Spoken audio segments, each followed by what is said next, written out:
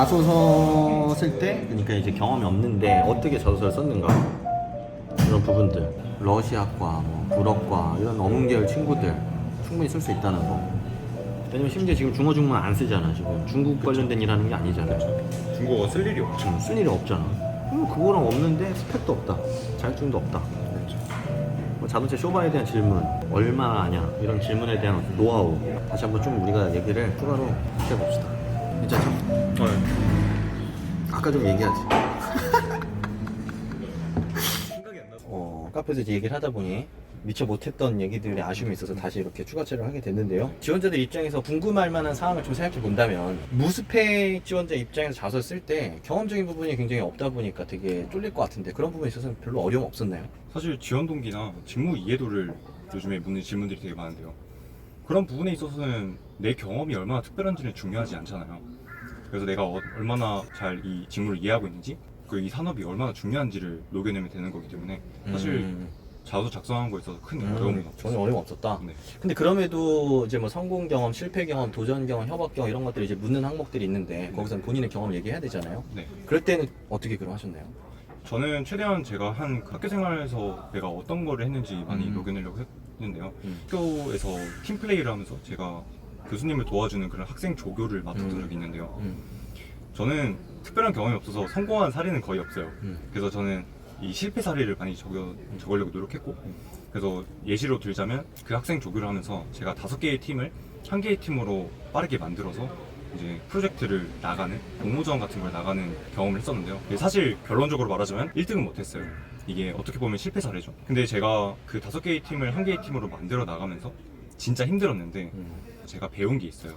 이 커뮤니케이션, 소통이란 상대방과의 지식을 일치시켜 나가는 과정이다라고 배웠던 것 같아요. 그래서 저에게 있어서 소통이란 그런 상대방과의 지식을 일치시켜 나가는 과정이었기 때문에 그러면 나는 영업에 들어가서 충분히 좋은 소통을 해낼 수 있다, 이렇게 어필을 하려고 노력했던 것 같아요. 어떤 단순한 경험이지만 그 안에서 명확한 메시지를 도출하고 네. 그 메시지를 세일즈했다 라는 의미로 좀 이해가 됩니다. 네. 되게 날카로운 질문들도 많이 받았을 것 같아요. 네. 그러니까 왜냐면 뭐 아무리 내가 뭐 지식을 일치시켜 나가겠다 뭐 어쩌다 해도 뽑는 사람 입장에서 봤을 때는 네가 자동차 기술 영업에 대해서 뭐 얼마나 알고 있냐 뭐 이런 부분들 많이 지적을 받았을 것 같은데 실제로 1차 면접 때 첫 질문이 그거였어요. 근데 첫 질문이 너 쇼바에 대해서 아냐? 기술 영업에 대해서 아냐? 그러면 쇼바에 대해서 네가 아는 대로 다 말해봐라. 그 질문이었어요. 준비가 안 됐던 사람이라면 되게 어려웠겠죠? 근데 저는 오히려 저한테는 좋았어요. 오히려 기회였다. 근데 쇼바에 대해서 막 열심히 본인이 공부했던 걸 그쵸. 털을 수 있었던 거예요. 그쵸. 그래서 그런 부분에서 명확하게 딱 보여줬더니 근데 면접관 표정이 딱 바뀌셨나요 실제로? 그렇게 딱 얘기를 했을 때 네. 물론 지식적인 부분은 제가 당연히 부족할 수밖에 없겠죠. 하지만 이제 저는 문과생으로서 그리고 내가 얼마나 공부를 했는지 그거를 제 언어로 얘기하려고 노력했어요. 예를 들어서 쇼바라는 게 기술적으로 얘기하면은 뭐 그 메커니즘을 얘기하기보다는 쇼바란 자동차에서 다 고관절 역할을 한다, 이런 식으로 제 언어로 풀어내려고 노력을 했고 그렇게 좋네요. 얘기를 했을 때 면접관님이 고개를 진짜 끄덕이시더라고요. 그래서 아 됐다 라는 약간 느낌을 받을 수 있었던 것 같아요. 그러면은 쇼바가 고관절이다 요 표현 하나 이제 찾으려고 연구하신 거예요? 내가 아무리 메커니즘을 얘기를 해도 되게 부족할 것 같은 거예요. 당연히 다 알 수도 없고. 그래서 저는 쇼바가 자동차에서 얼마나 중요한 역할을 할까? 그리고 내가 어떤 키워드로 얘기했을 때 면접관이 딱 얘 좀 안 해, 이렇게 느낄 수 있을까를 고민했더니 약간 고관절이라는 키워드를 생각해낸 것 같아요. 그럼 단어 표현이 중요한 거예요? 아니면 그래도 그 쇼바 자체를 이해하는 과정이 중요한 거예요? 키워드는 사실 중요하지 않죠.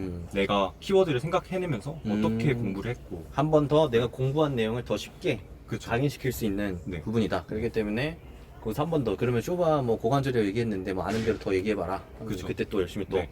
네. 이거 털 수 있으니까. 네. 아주 기본적인 메커니즘을 당연히 얘기를 해야 되겠지만 하지만 그걸로만은 와닿지 않겠죠. 아주 좋은 얘기신 것 같고요.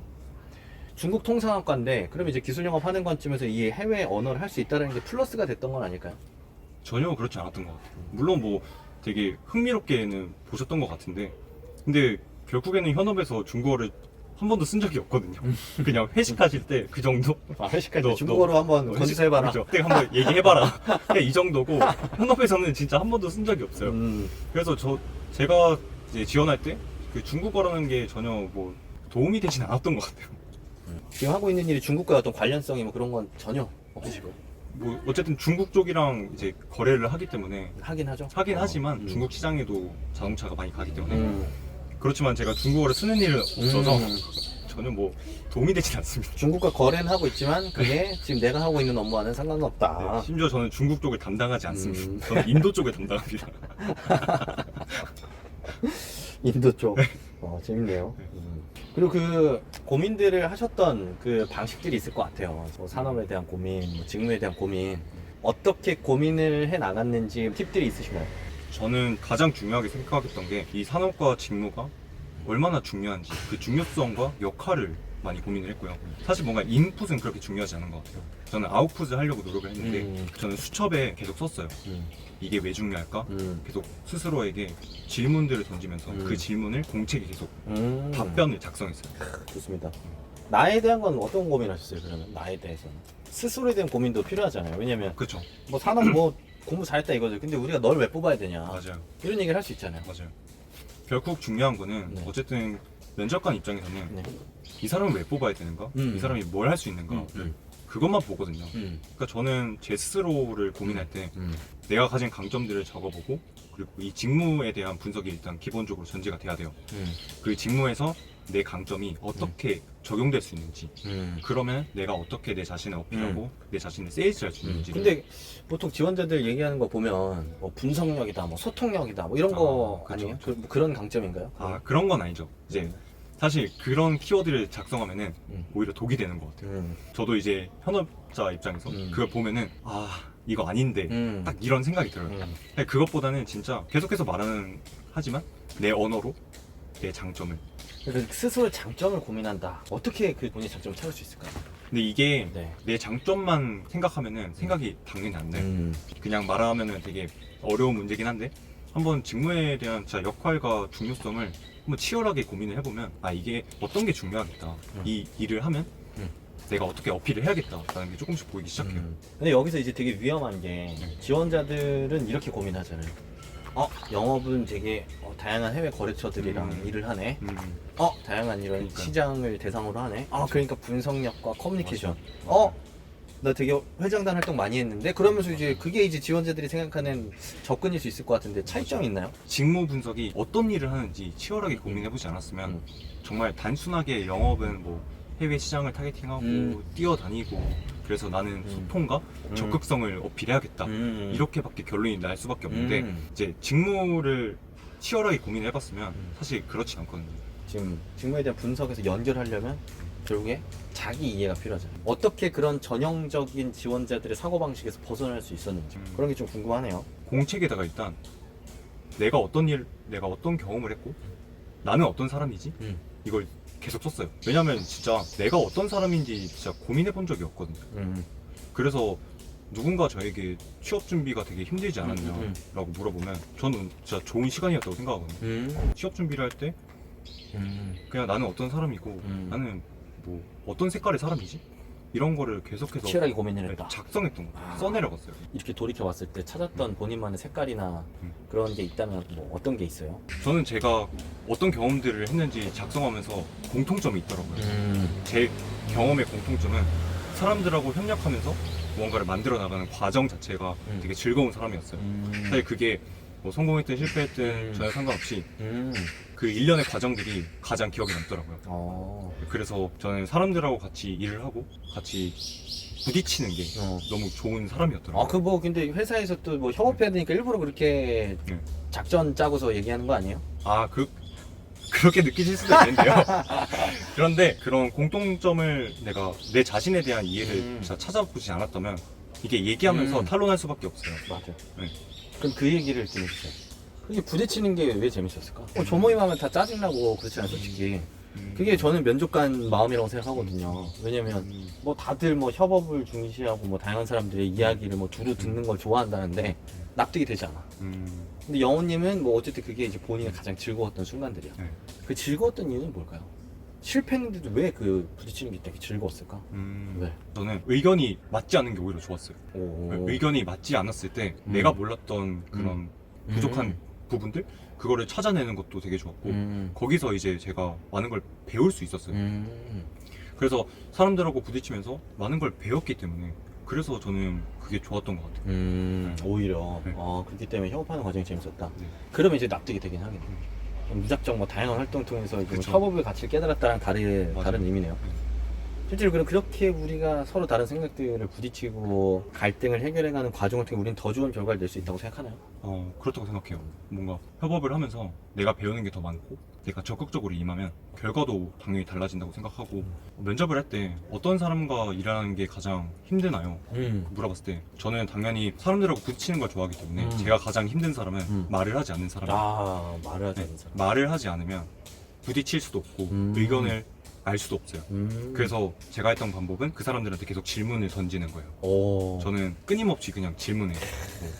그 스몰 토크부터 시작해서 어떻게 생각하세요? 라는 말을 제일 많이 했던 것 같아요. 좋습니다. 일단 분명한 어떤 협업이라든지 다른 사람과 타인과 하는 어떤 소통에 있어서 중요하다고 생각하는 가치, 그리고 그것들을 실현시키기 위한 본인만의 어떤 구체적인 방법들이 네. 다 영호님의 생각으로 준비가 되어 있네요. 그리고 그런 것들이 다 어디서 나왔다고요? 제 스스로를 계속 고민하고 노트에 적어보고 돌아보는 과정에서. 돌아보는 과정에서 아. 나왔던 것 같아요. 그렇게 얘기를 한다면은 네. 협업 과정에서 갈등이 생겼을 때 어떻게 극복했느냐에 대한 부분도 아마 그렇게 얘기를 하셨을 것 같고, 네, 맞아요. 협업에 있어서 중요한 가치가 무엇이냐라고 물었을 때도 아마 그렇게 얘기를 하실 수가 있었겠네요. 오히려 네. 준비가 아주 잘 되어 있었지 않았나 생각이 들 수밖에 없는 것 같습니다. 그래서 결국에는 이런 나의 이해, 직무 이해, 산업 이해들이 다 차곡차곡 이제 쌓이면서 직무랑 나랑 연결도 되고 나랑 회사랑 연결도 되는 네. 좋은 결과로까지 이어지지 않았나. 그것도 있어요. 그래서 저는 항상 자기소개할 때 저는 설탕 같은 사람입니다 라고 얘기를 했는데요. 왜냐하면 저는 이제 협력을 가장 이제 즐거워하는 사람이니까 이 설탕이라는 게 음식에 들어갈 때 가장 이제 맛을 이제 완벽하게 맞추는 그런 역할을 하는 조미료니까 그래서 저는 어떤 팀에 들어가든지 제가 설탕 같은 사람이어서 제가 질문을 많이 던지고 그 결과를 좋게 만들기 위해서 그리고 단합을 이끌어내기 위해서 저는 언제든 설탕 같은 그런 역할을 해왔다라고 얘기를 했던 것 같아요. 그럼 제가 만약에 그 영호님 자기소개 딱 듣고 네. 전 설탕 같은 사람입니다. 어디에나 잘 어울리고 꼭 필요한 사람입니다. 이렇게 얘기하면 똑같은 메시지인가요? 그거 전혀 아니죠. 이제 왜요? 설탕 같은 사람이라고 했더니 너 그러면 뭐 어디든지 다 어울릴 수 있냐? 뭐 어떻게 할 거냐? 이렇게 질문을 하셨어요. 그 질문을 받길 원했어요. 저는. 오히려. 오히려 그렇게 했을 때 나는 소통할 때 나는 질문을 많이 던지는 사람이다. 상대방의 의견을 계속해서 이끌어내려고 하는 노력하는 사람이다. 야. 이런 식으로 이야기를 풀어봤던 것 같아요. 그러니까 설탕이라는 표현이 중요한 게 아니라 그쵸. 내가 어떤 사람인지 아니까 그걸 그냥 단지 설탕으로 표현했을 뿐이고 맞아요. 그거에 대해서 이제 지적을 하고 이제 파고 들어왔을 때도 네. 계속 본인의 생각 얘기할 수 있는 정도까지 준비를 잘 하신 거네요. 아주 잘 영상을 보고 지도를 받으신 것 같습니다. 그렇죠. 꼭 하세요. 네. 정말 큰 도움이 돼요. 누가 보고 짜고 치는 줄 알 것 같습니다. 아니요. 여러분 지금 바뀌고 싶다면 네. 지금 신청하세요. 저도 영호님을 보면서 되게 인상 깊었던 건 영호님이랑 이제 연초에 한 번에 이제 수업이 있었고 그 다음에 이제 그 취준공감 신청하고 인터뷰 할 때 딱 봤을 때 그 시간 동안 되게 많이 변화가 이루어졌다라는 것 자체도 인상 깊었고 되게 좋았던 것 같습니다. 그래서 그런 것들이 좋은 결과로 이어진 것 같은데 지원자들한테도 많은 영감과 도움이 됐으면 좋겠다는 생각이 듭니다. 네. 마지막으로 하고 싶은 얘기 있나요? 정말 마지막? 저는 누구보다 취업이 정말 절박했어요. 뭐 모두가 다 절박하겠죠. 그렇다고 해서 내 스스로 너무 조급해하지 않고 방법들을 스펙이 아닌 내 지금 방향성이 문제가 되지 않았을까? 내 자신에 대한 고민을 치열하게 한번 해봤는가를 다시 한번 생각해보는 좀 시간들을 가졌으면 좋겠고요. 원동력으로. 네, 그렇게 하면 어문 계열이든지 뭐든지 좋은 결과를 누구든지 얻을 수 있는 것 같아요. 오늘 날씨도 더운데 야외에서 이제 촬영하시느라 고생 많으셨고 좋은 메시지 지원자들에게 잘 전달됐으면 좋겠습니다. 여기까지 하겠습니다. 감사합니다, 여러분. 좋아요, 구독. 좋아요. 눌러주세요. 좀 여러분들한테도 힘을 주고자 충분히 가능하다. 이런 나도 했으니까 가능하다. 좀 이렇게 출연을 하면서 얻는 뭔가가 있다면 개인적으로. 개인적으로는 뭐 없습니다. 형아 영혼 마인드가 아닌가. 그래도 화이팅. 아주 좋은 말씀 아주 감사합니다.